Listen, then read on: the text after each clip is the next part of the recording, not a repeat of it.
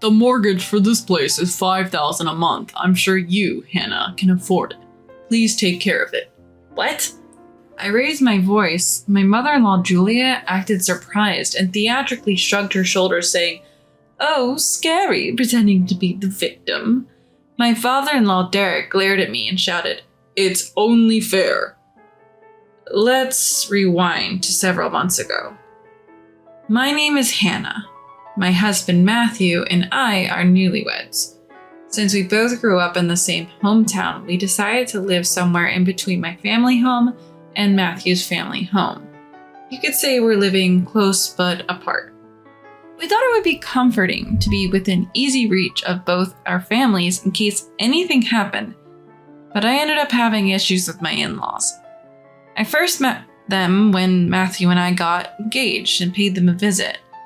Matthew had already warned me that he didn't get along well with his parents, saying, "My parents are reckless spenders and lack common sense, to be honest. I wouldn't mind cutting ties." Still, they were Matthew's parents. Taking advice from my own parents that it would be good to meet them at least once, we went to visit. Upon arriving, Julia warmly welcomed us. She didn't seem like the reckless spender, lacking common sense, that Matthew had described. There was a bit of a cold vibe toward me, but I thought that's just how mother-in-laws are toward their sons' wives. But their attitude changed in an instant when I told them where I worked. When Derek asked, "So Hannah, where are you working?" and I mentioned my company, their faces lit up instantly. From that moment on, they were thrilled, saying, "We've got ourselves a wonderful daughter-in-law." They welcomed me as if they had completely forgotten the slightly cold treatment just moments before. On our way home, Matthew warned, "Be careful around my parents." But at that time, I didn't understand what he meant. Then Matthew and I got married. A few weeks into our new life, I got a call from Julia after work.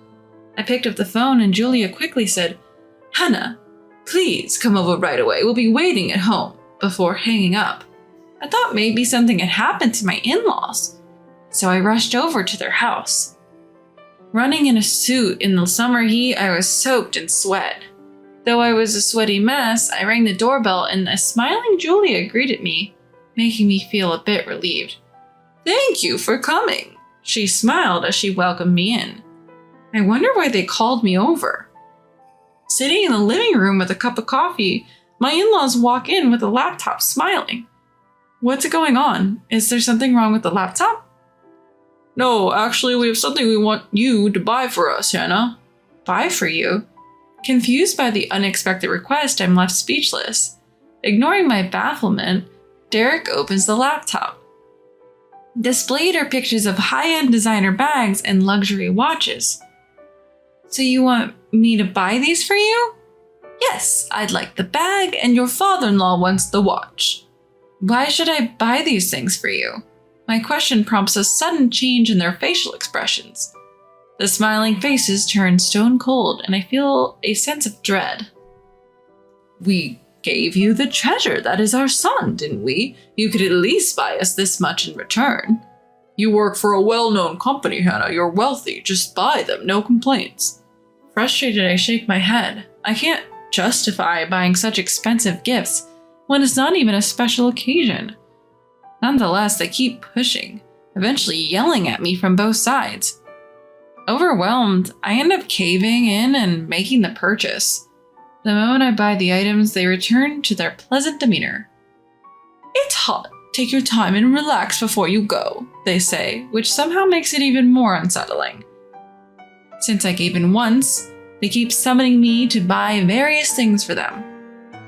Each time I tried to refuse, but ultimately my fear of being yelled at from both sides made me give in. Matthew had told me he was often pestered for money by his parents when we were dating.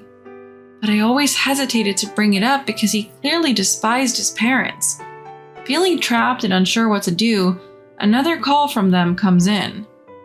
I went to my in-laws' house wondering what I would be forced to buy this time.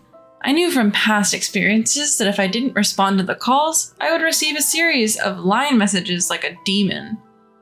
As usual, I was led into the living room, expecting my step-parents to bring their laptops again. But this time, it was different. This time, they bring out a stack of receipts. What's this? This is 1 month of our living expenses. We thought you could cover it for us. What? You're wealthy, Hannah. You can afford this. Saying so, Derek hands me a note with the total amount. I did the calculations for you this time. Next time, just do it yourself. The sum includes utilities, groceries, and other bills. I can't. I shake my head. I shouldn't have to bear your living expenses just because I'm married to your son. No sooner had the words left my mouth than I regretted them. Bracing for more yelling, Julia suddenly burst into tears, collapsing on the table. Why won't you give us money? How could you be so cruel? Derek, who's hugging a loudly sobbing Julia, yelled, This is outrageous. People usually send money to their parents willingly, and we even calculated how much you should give us. Both Derek's shouting and Julia's wailing ring in my ears. I just want to leave this place. I want it to be over. Unable to tolerate my in-laws' incessant complaining, I find myself handing over money yet again. But my funds are not infinite. At this rate, my savings will be drained by my in-laws. As I head home, I'm determined to talk to Matthew. But when I see him, I realize he's not in the state for any discussion. Though he came home before me, Matthew was just sitting in the dark staring blankly. Matthew, what's wrong? Turn on some lights at least. When I flip on the lights, Matthew turns his face towards me. What's going on? I ask a visibly drained Matthew, who replies, I've been laid off. Matthew had been troubled by conflicts with his boss for some time. Since we work in the same field, it wasn't surprising that Matthew was laid off. It must have been his disagreeable boss who put him on the chopping block. I can't add any more stress to Matthew's life right now. I keep the situation with my in-laws to myself. Weeks later, my in-laws summon me again, but this time it's different. Instead of their home, I'm called to a different location. And there it is, a mansion that stands out even in a suburban neighborhood. After double-checking the address in my map again, I ring the doorbell. A voice says, Come in! It's unmistakably Julia. Why is Julia here? Although I have many questions, I enter when Julia says I can. Julia greets me in the entryway. Welcome. Whose house is this, I ask? Julia said with a surprised look on her face. It's our house, says Julia, looking shocked. I'm dumbfounded. My in-laws had been begging me for money, yet they've managed to build this mansion? As I'm guided into the living room, Derek is there. I sit down opposite them. How did you build a house like this? We took out a loan. Even old folks like us found a lender willing to lend. How will you repay the loan? Asking you to help with that is why we invited you today, Derek laughs. The mortgage is $5,000 a month. You can handle that, Hannah. What? When I raise my voice, Julia dramatically flinches, exclaiming, Oh, you're scaring me. Derek glares at me. It's to be expected. We're not working. Do you think we can pay $5,000 on our own? Don't take a loan you can't repay. How did you even get approved? I shudder at the thought that they might have borrowed from a disreputable source.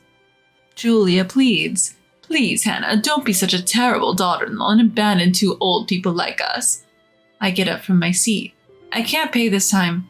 $5,000 a month is impossible. Excuse me. Hey, wait, Derek shouts, but I'm out the door. Scared that my in-laws would chase after me, I ran back home and quickly locked the door. I rushed to Matthew, who was working on his computer in his room. Well, you scared me. Welcome back, Hannah. What are you up to? Working, actually. My side gig is doing really well, so I'm thinking of going solo. I should have told you sooner, Hannah. Is that okay? Matthew had been down since getting restructured at work, but he was stronger than I thought. With this new Matthew, I felt like I could finally open up about Derek and Julia. That's what I thought. Matthew, it's about Derek and Julia. The moment I started talking, my tears started flowing. Matthew, surprised, gently rubbed my back and asked, What happened? As I sobbed like a child, I explained the situation to Matthew, who then sighed in frustration. Ugh, my parents. When will they stop tormenting people? It turns out Matthew had endured similar treatment from my in-laws before we got married. Since he had calmed down after getting married, he thought that his parents had also become calmer as they got older. Who would have thought they'd be targeting you, Hannah? What should we do? At this rate, we'll have to pay Derek and Julia $5,000 every month. Matthew thought for a moment, then said, let's move. If we move and change our numbers, we can cut them off for good. But if they come to my workplace, we're done for. They even know where I work. Feeling cornered, Matthew made another suggestion. In that case, weeks went by, and then I got a call from Julia.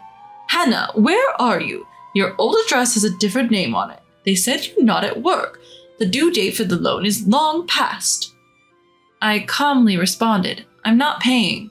What? The loan. I'm not paying it. Figure it out yourselves, and by the way, this number will soon be out of service. I'm not done talking. Ignoring her, I hung up. Matthew and I immediately changed our phone numbers, cutting off all contact for good. To escape my in-laws, we moved abroad. We only shared our new contact information with my parents and close friends. What Matthew had suggested was for me to quit my job and move overseas. Matthew had made it big in the online business world, allowing me to quit my job. We were doing just fine on his income alone. Now I work part-time in a foreign country to earn some extra cash. I got word from a former coworker that my in-laws had showed up at my workplace yelling, "Where's Hannah?" They even got escorted out by the police. They got off with just a warning, but my coworker said they looked desperate and it was scary. Why had my in-laws become so frantic? We found out a year after moving abroad when I received a mysterious call. It was from Julia. I didn't recognize the number, but when I picked it up, it was Julie on the other end. Hello, Hannah, please, you've got to help us. Somehow my phone number had gotten to Julia. I rushed to Matthew, switched on the speaker, and we both listened. Apparently, my in-laws had borrowed money from a shady company and were facing forced labor for not paying it back. Is Matthew listening? Please transfer at least $30,000 or we could die from forced labor. Absolutely not, Matthew responded. I've suffered enough from their lack of sense all my life. They didn't even support my education, yet took most of the money I earned. I have no love left for them. Let them face the consequences. But Matthew, don't say that. Please help Mom. To make up for their past, they should suffer. Matthew's words left Julia crying loudly. Then a male voice came on. Okay, we're taking your parents. I was too stunned to speak, but Matthew calmly said, Please go ahead. We never found out where they took my in-laws, but nobody in the family even looked for them. We certainly didn't want to find them. They were pretty sturdy for old folks, so they're probably still working hard somewhere. That's what I think. Life for us has been peaceful ever since. Matthew seems more energized in his work and with my assistance on the side. He even started his own small business. We built a big house overseas, even hired a maid.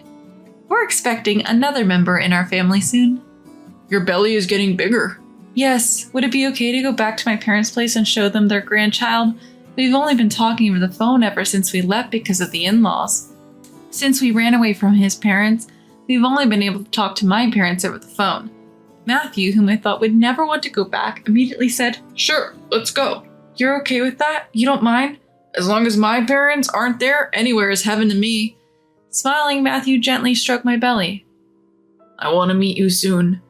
When I saw Matthew smiling as if he had been rid of that possession, I felt from the bottom of my heart how glad I was to be able to cut ties with his parents.